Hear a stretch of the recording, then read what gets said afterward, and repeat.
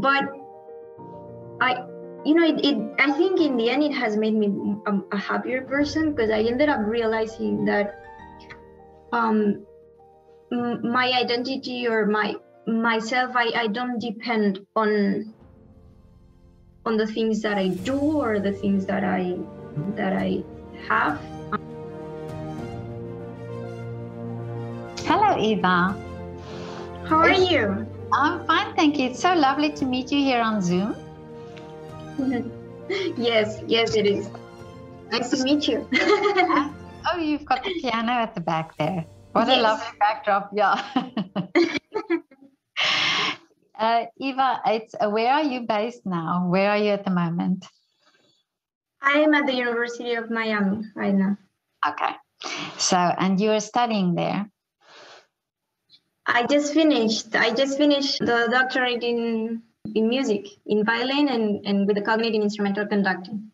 Yeah, because you're a multi. You are such a fascinating a musician and girl. You are a multi-instrumentalist and a conductor, and you're a singer as well.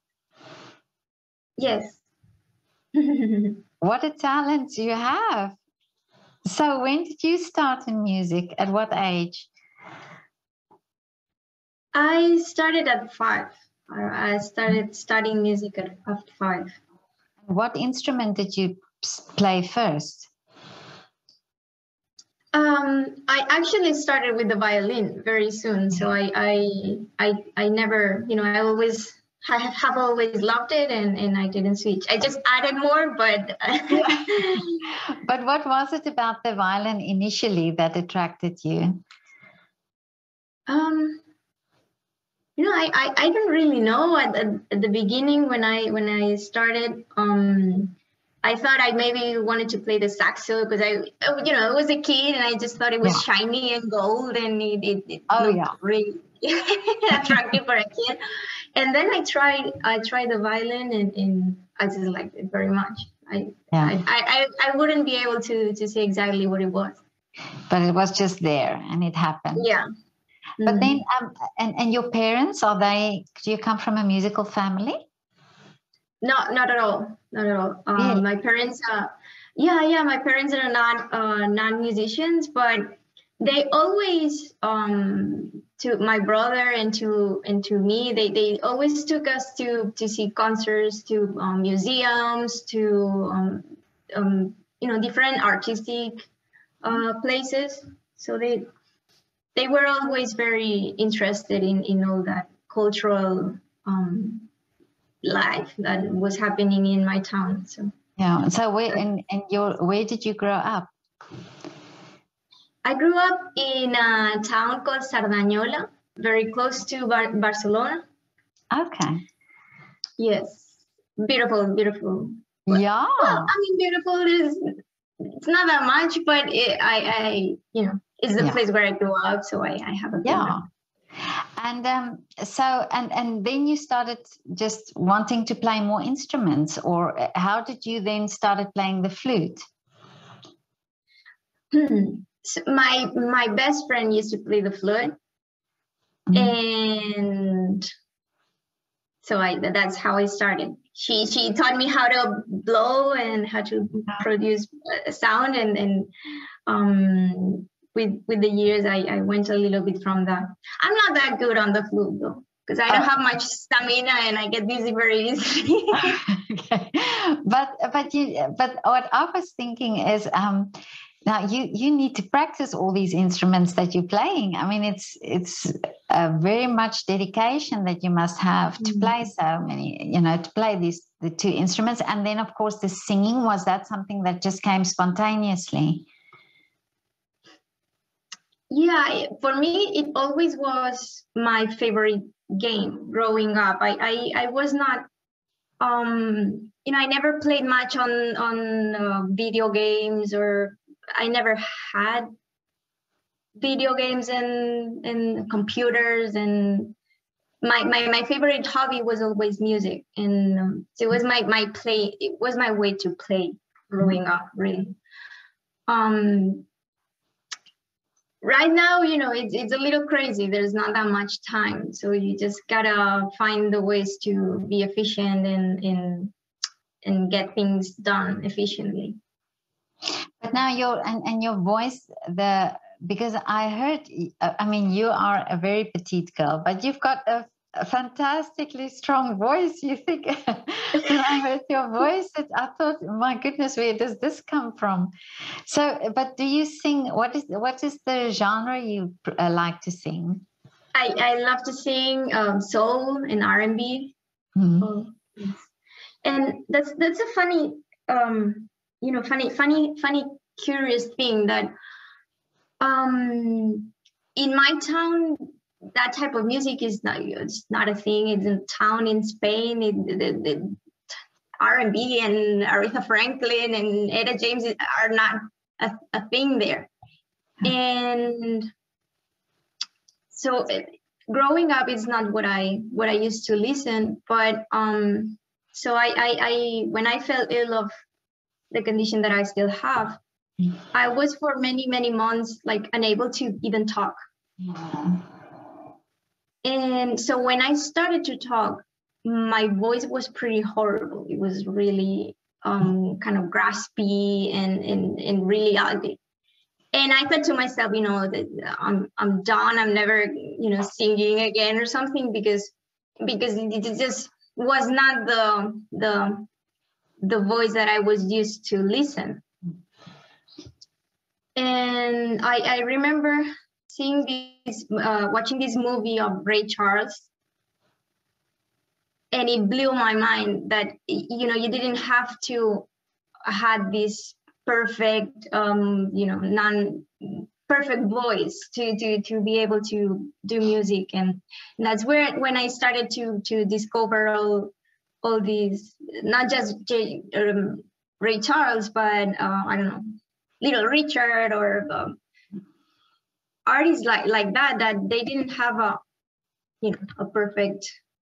They had their grasp. They had lived their lives and that was okay. And so that's why I started to like very much that kind of music genre. And I started to get like very obsessed with that kind of music. Well, it's very distinct, you know. It's, if you have that type of voice, it's very distinct then, you know. So it's wonderful. But now you have you had a not the usual teenage years that people have. So would you like to talk about or just tell, because you've done some amazing work that came from this very sad situation that you had? Yes. So you're right. I fell ill of a neuroimmune condition called chronic fatigue syndrome, but in a very severe way. I was it was after a virus, and I was with fevers for around 6 months, and my body got pretty much destroyed in many ways. And after that, I was in bed for 6 years, from 12, since age 12 to around 18. So as you said, you know, my teenage years were not very normal. At the same time, for what I've talked with people, teenage years and high school years are not the best for many people. So I would say many teenagers would you know, would say the same thing. At least. But now, if you say you were in bed, so you were really stricken in bed, you couldn't move much. Like for the first years, you know, it was not a sudden change. The 6th year to the 6th day, and you know, the next day. No, but the first four years were completely in bed. Then maybe the next 2, I was able to sit for a little bit more time, and it improved, slowly. But now in this time, you even played the violin, and I'm so impressed with that, because I think if you have this illness sometimes, and you say, you know, that you could barely sit up, but where did you get the strength then? Because it's not just physically, it's also mentally that you had to practice. So where did you get this strength from? No, it's true. The first 3 years I couldn't even play, so I did not play until later. And then it started very slowly. I started to play with earplugs and the mute. At first, it was like earplugs and the mute, because all the stimuli, you know, tired me very much, and I could not stand it. But it was very, very slowly. At the beginning, was just maybe 5 minutes of, you know, how I do this, and it progressively started to be a little more time and better overall. And then when you recovered, how old were you then? Well, I'm still not recovered. I probably will never fully recover, but but I've been able to improve throughout the years. So right now I still use a wheelchair, an electrical wheelchair, but I'm working on being able to walk a little more, and hopefully in the next few months I will be able to get rid a little bit of the wheelchair. That's the plan. You've got such a strength really in you, but now in spite of that, you still do all these things. You still study, and you do conducting, and that's also very physical, the conducting. Yeah, a little less than the playing for me, but okay. Yes, it is. But now you've done a great thing, and you have raised awareness also of for artists or for performers with disability. And tell me about this. Yes. Well, first it started just because of living my life as I was. You know, people notice that we exist, and but that at the same time that we can do many things that people don't necessarily think we're able to. After that, I started to do it more consciously, and definitely since the start of my master's, I did everything, every paper I could write, I did it on the topic, and I knew very, very clearly that I wanted to do a doctoral essay on helping students with disabilities that I just finished to graduate from the doctorate. So I'm very excited about that. Wonderful. Congratulations.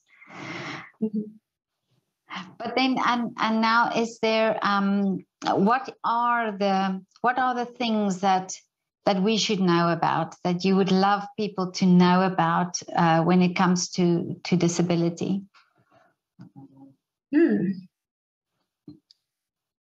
I think probably the most important thing for me is to be practical in the way that we help. I think very often we enter into these conversations of how the world should be, and but that's not really helpful in the end. And I like to talk a little less and to help actually with real I don't know how to say it, with real action. Yeah.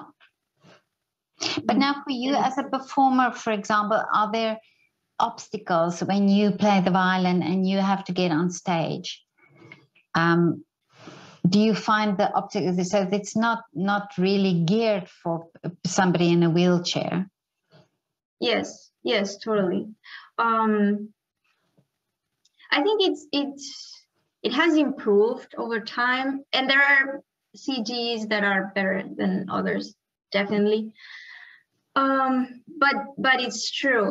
Many theaters are not wheelchair accessible, and even if they are, sometimes they are in the audience, but not on the stage. Oh, yeah. Many times they are accessible for the audience, but then to go on stage, you gotta do a few steps, or so, which that tells you a lot, of how sometimes we're not expected to be on stage. They think that it's enough. Okay, just come and watch. Yeah. But no, we can actually do. Do stuff. But what a great example you are for younger people as well. To see where you've come and what you've done and what you've achieved. I think thank you very much for that. It's very kind. I think it's important to do what you preach with, as I said, with your actions. So it's just not enough to complain that, oh, there is not enough representation. Okay, then you have to go and try to do it. Because not because you are helping in that way, but also because you will really understand what it takes and what are the issues that why there's no more representation than what it actually is right now. Yeah. And if you can understand better, you can also help better. So I think it's a good thing to always try to do yourself what the complaints are about the society. Okay, try to do them yourself, and you learn from that. Now, you've now completed your studies, but in the time we also went through the pandemic, and how much did that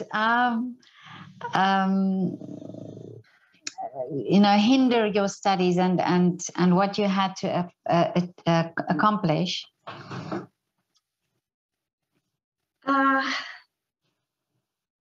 Well, I guess the pandemic was hard for everybody. In a way, since I had been 6 years without being able to go out of my room, really, so it's like quarantine, if you wish. Yeah. If you say it like that.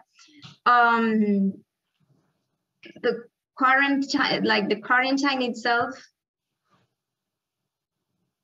felt different, I guess, for some than from other people, in the sense that in one way I knew that I could do it. So yeah. I was very comfortable in the way that I knew I could handle it.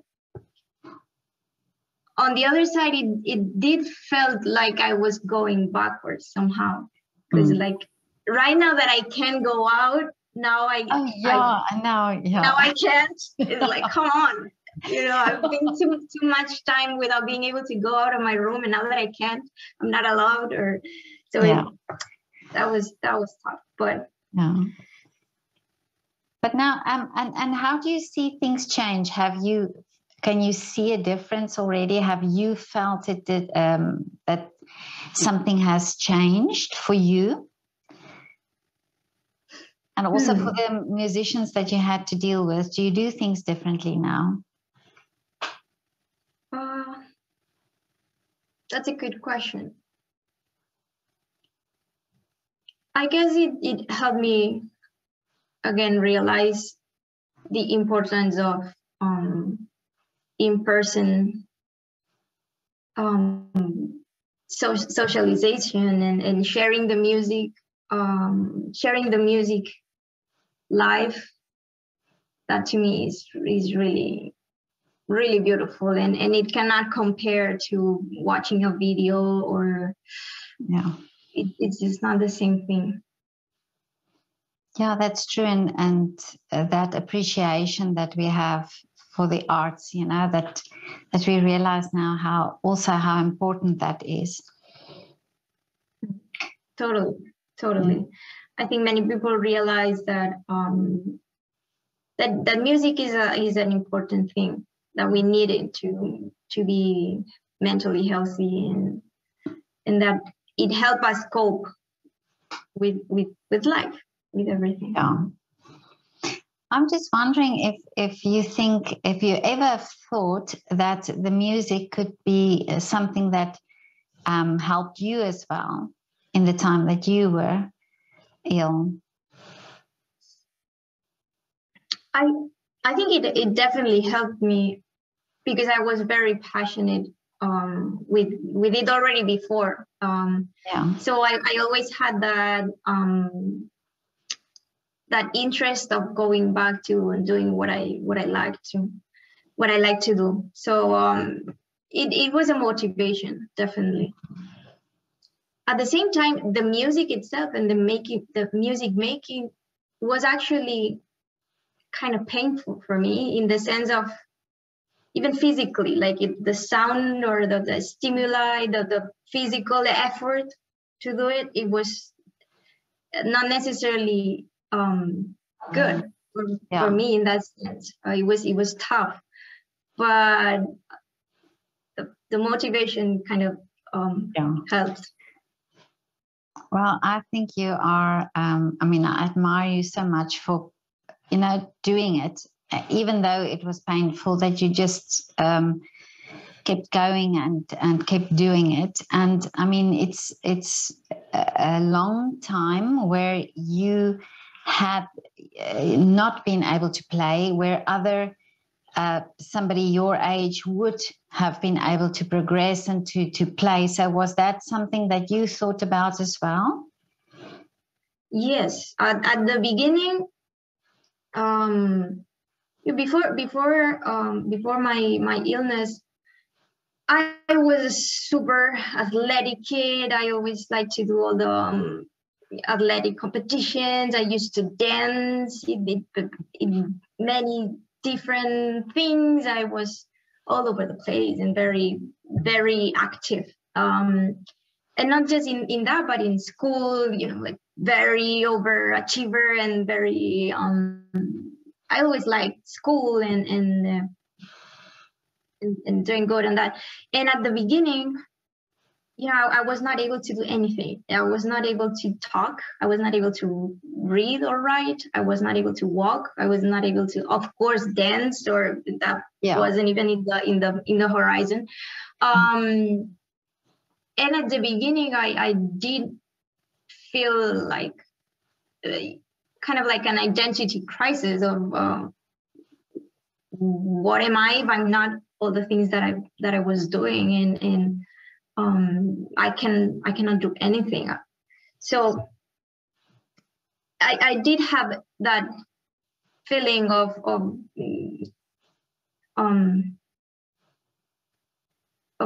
questioning my worth, or questioning my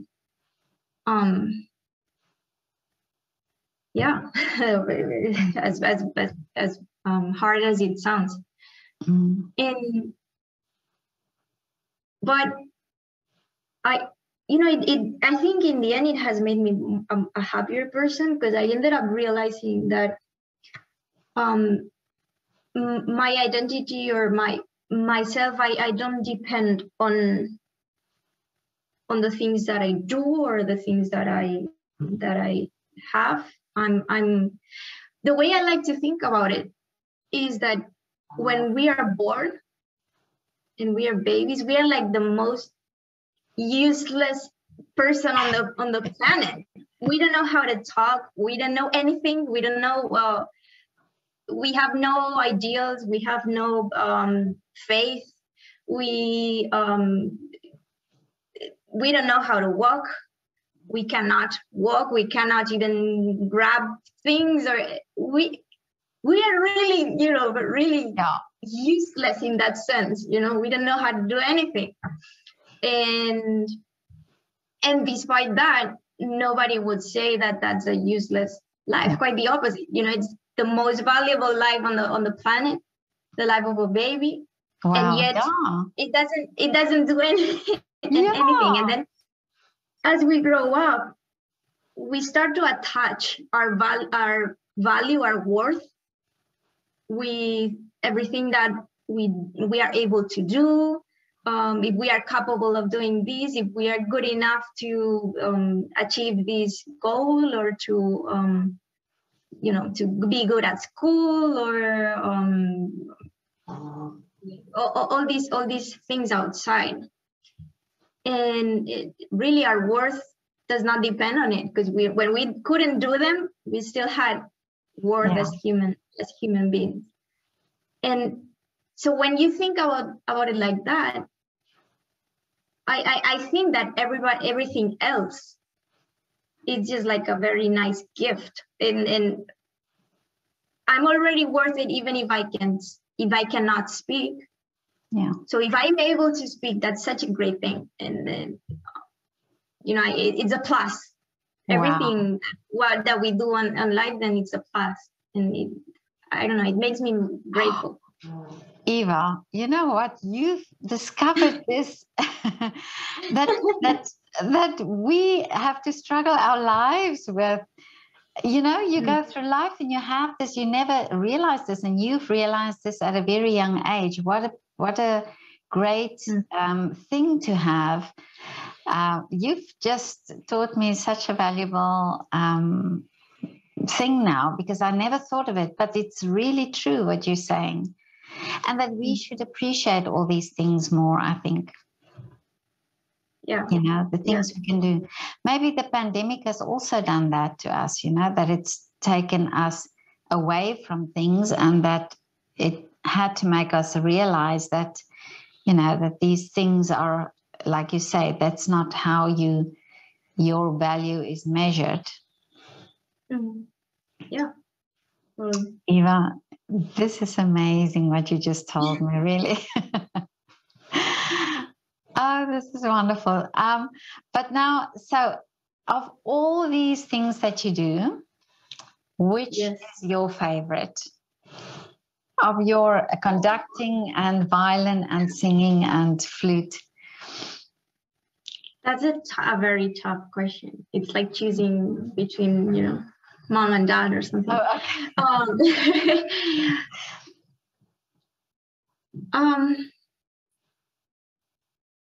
Yeah, I think maybe I'm going to tweak a little bit the question, but I think that what I like the most is to be creative. Okay. So any of the things that I do, if I can be creative, I'm very happy on it. Whether it's the violin, like let's put the violin for instance. If I can be creative on it and find new ways to do things, or compose and play things that I like, or find my own way, that is very exciting. If I just have to do, I don't know, to copy something, or to, even if it's playing the violin, I'm not that excited about that. Okay. Same with everything else. So I think that the thing that I like the most is to be creative with the things that I do. Not so much the thing itself. You can be creative with anything, really. Yeah. And then and with the conducting as well, you find that's creative as well? Oh, yes. Really? Yes, it is.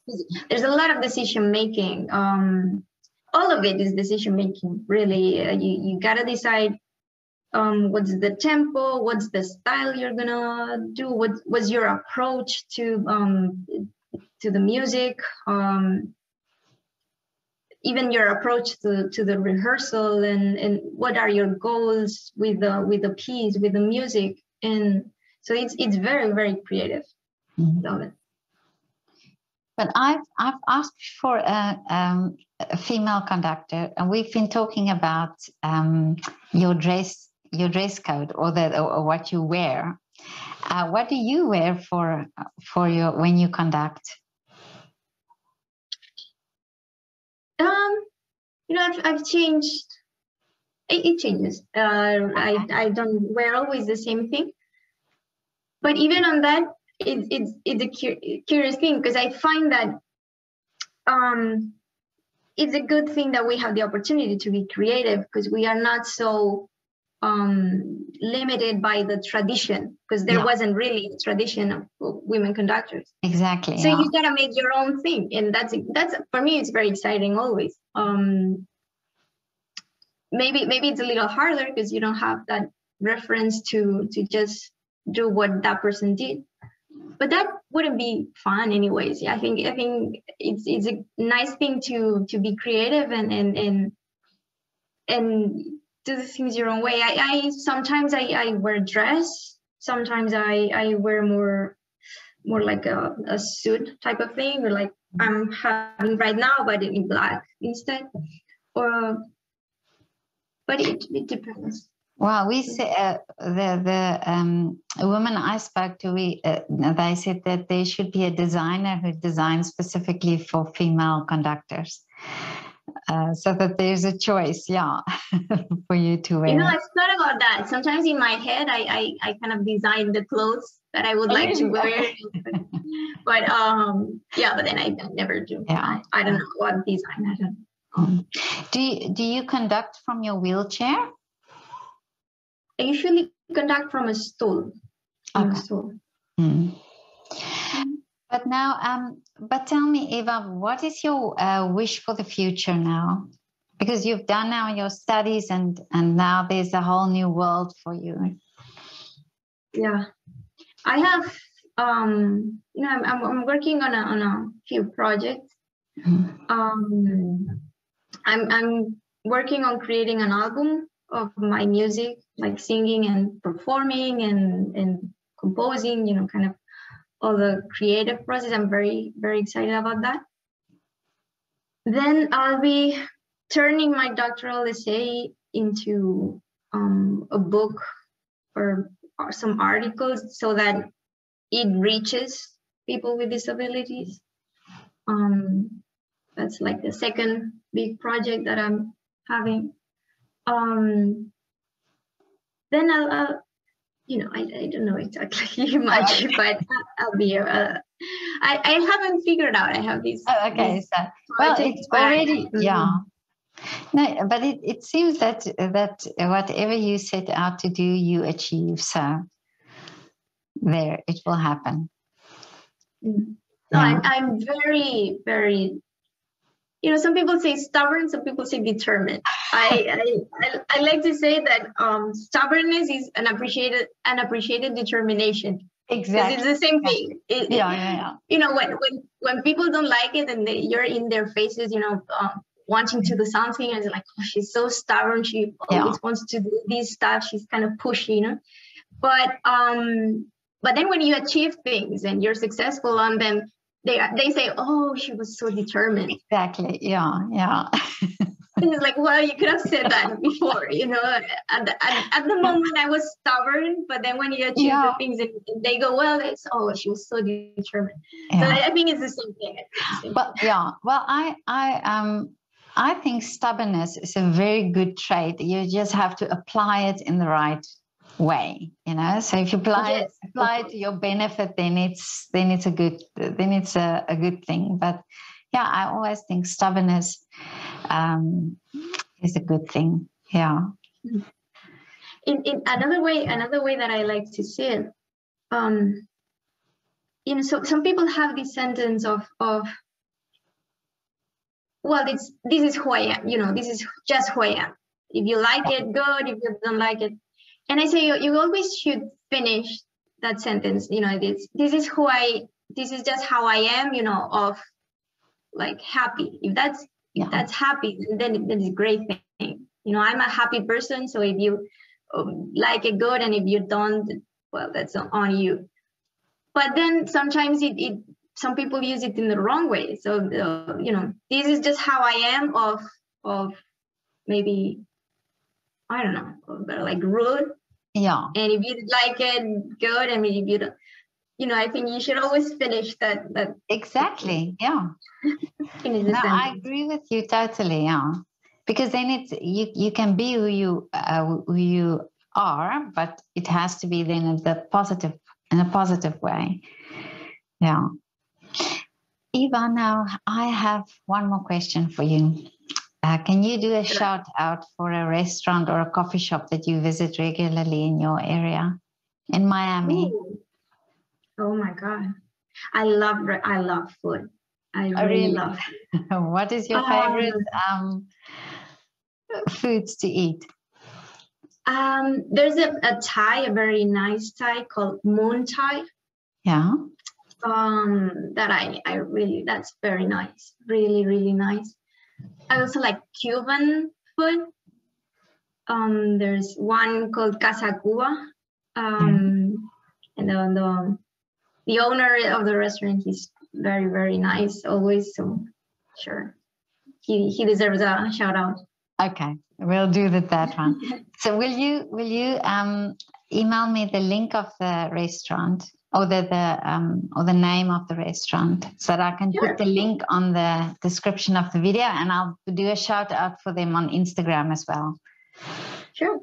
Yeah, okay. But Eva, this is so lovely to talk to you. You are such an inspiration and you are so wise. My goodness, you've just... Anytime. Yeah, and whenever you come to Vienna, then please let me know, because I would love to meet you in person. I would love to. It was kind of my dream growing up. Going to, studying music, it's always Vienna. It's the place, but at the same time, Miami weather, it's very nice. Oh yeah, I don't know. Yeah, but was it for you a big transition to come from Spain to Miami?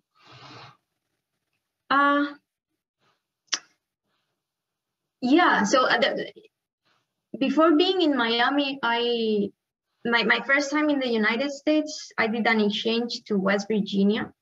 Okay. And at that moment, I used a manual wheelchair. So my dad always was with me for the whole year. I have the best parents in the world. Really? I have to say it. And it's something I always say. I really love them. I would have done nothing if it wasn't for their support. My dad, he didn't speak a word of English, and regardless, he saw that I had this opportunity of going to West Virginia University, and he just came with me the whole year in the middle of West Virginia without speaking a word of English, and he's amazing. I'm sure you can speak English now. He knows how to order coffee, which is the important stuff. Then he has this sentence of like, I do not speak English, my daughter does, so he just puts everything on me, and it's good. When we were together, I always used to tell him, you are my legs and I'm your mouth, and we complement each other, Yeah, that is true. Oh, that is so sweet. And they are now back in Spain. Yeah. Then during my master's, he was also with me. He has been in total for 3 years in the United States, really, just for me to be able to study. That's wonderful. Oh, but I mean, you work so hard, so I'm sure your parents don't mind doing things for you. They are, as I said, they are the greatest parents. My mom as well. They are so supportive, and I have I'm very grateful for my family. We are like a very like a pack. We are very close to each other and help each other in every way we can. That's amazing. Fun, the fun thing, I think it's very good that as I've been growing up, the relationship changes and they become more like my friends, or it's not that relationship of mother-daughter. It's not about like clean your room or that kind of stuff. Yeah. And as an adult, a young adult now, I realize that they are really good people. Mm. Oh, that's so wonderful. It's so wonderful. I mean, I'm sure they're very much proud of you. Definitely. Okay, Eva. Bye. Thank you. Thank you so much for having me. It's a pleasure, and thank you for your time. I'm very excited. Yeah, I'm very excited to be doing this today. I'm also excited to be talking to you. You're such an inspiration. Okay, bye. Bye-bye.